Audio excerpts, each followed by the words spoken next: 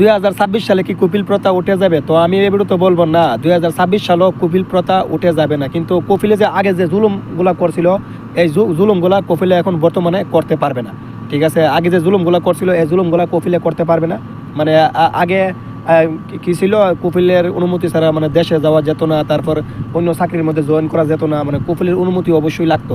কিন্তু এখন বর্তমানে এগুলা কিছু মানে দরকার নাই। আপনি যখন দেশে যাবেন অথবা আপনার ফাইনাল এক্সিট লাগাবেন অথবা এক্সিট লাগাবেন, চাকরি বদলাবেন, তখন আপনি 2026 সালে এগুলো করতে পারবেন। মানে আপনি নিজেই করতে পারেন, কপিলের অনুমতি লাগবে না। আগে কী ছিল, সব যেটা মানে করতে মানে সে ছিল কপিলের অনুমতি ছাড়া মানে করা যেতে পারছে না। এখন বর্তমানে আপনি কপিলের অনুমতি ছাড়া সব কিছুই করতে পারবেন, দেশে আসতে পারবেন, যাইতে পারবেন, তারপরে চাকরি মানে বদলাতে পারবেন। কিন্তু কপিল যে প্রথাটা, কপিল যে জিনিসটা, এই জিনিসটা পুরোপুরি এখনও ওঠে নাই। 2026 সালেও উঠবে না, 2027-28 এই সময় উঠবে কিনা সেটা বলতে পারি না, কিন্তু 2026 সালে পুরোপুরি কপিল প্রথা উঠবে না।